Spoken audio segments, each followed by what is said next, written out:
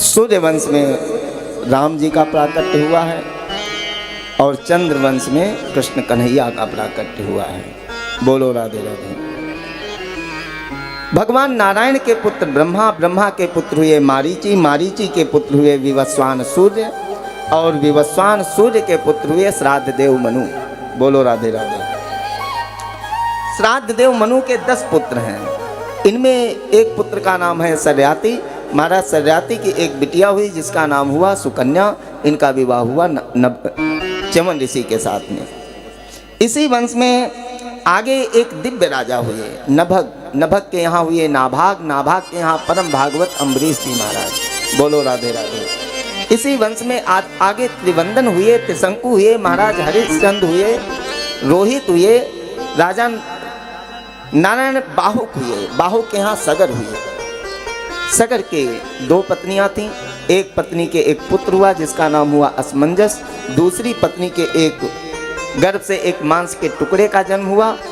जैसे ही उस टुकड़े को देखा तो क्रोध से 60,000 टुकड़े कर दिए, जिनके 60,000 पुत्रों के रूप में वो परिवर्तित हो गए। बोलो राधे राधे। सूर्यवंश चंद्रवंश की सबसे बड़ी विशेषता यह है कि सूर्यवंश में कोई भी पुत्र ऐसा नहीं हुआ है जिसके लिए यज्ञ न करना पड़ा हो। चंद्रवंश में कोई ऐसा विवाह नहीं हुआ जिसमें झगड़ा न हुआ हो। बोलो राधे राधे। इस स्थिति को जब देखा, इन्होंने समा यज्ञ, अश्वमेध यज्ञ चल रहा था और इंद्र ने घोड़ा ले जाकर के भगवान कपिल के यहाँ बांध दिया। 60,000 पुत्र ढूंढते हुए आए। कपिल देव अपने भगवान कपिल बैठे थे आराधना में, अंतर्मुखी, नेत्र बंद थे, मारने के लिए उद्यत हुए। भगवान कपिल ने नेत्रों को खोला तो जल करके भस्म हो गए वहीं पे। असमंजस आए, कहा महाराज ये घोड़ा तो यहाँ है, भाई हमारे आए थे।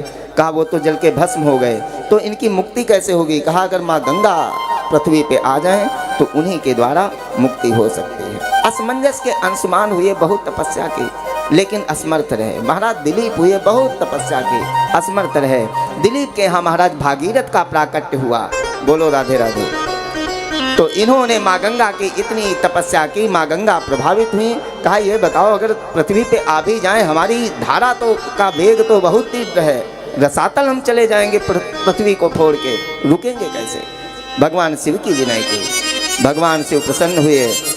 भगवान शिव को लगा गंगा के अंदर अभिमान है। भगवान शिव ने अपनी जटाओं का इतना विस्तार कर दिया कि समस्त गंगा का जल जटाओं में ही सिमट करके रह गया। भागीरथ ने ऊपर देखा तो जल तो गंगा जी आ नहीं रही। कहा प्रभु कृपा करो, हमारे पूर्वजों का उद्धार करवाना है। भगवान शिव ने अपनी जटाओं को ढीला किया तो गंगा पीछे पीछे, भागीरथ आगे आगे। रास्ते से आ रहे थे, जहनु ऋषि रास्ते में बैठे थे, तो उनकी कुटिया को ही लेकर के गंगा जी चल पड़ी। जैसे नेत्रों को खोला, जहनु ऋषि ने समस्त गंगा का पान कर गए। ये भारत की भूमि है भैया, बड़े दिव्य दिव्य महापुरुष महात्मा हुए।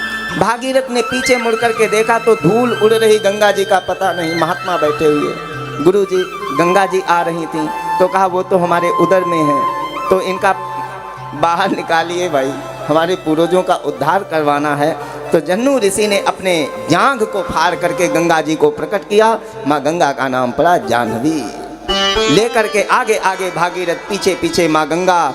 जैसे ही भागीरथ के पूर्वजों को माँ गंगा का स्पर्श हुआ, सब भगवान श्री हरि के धाम को प्राप्त हो गए।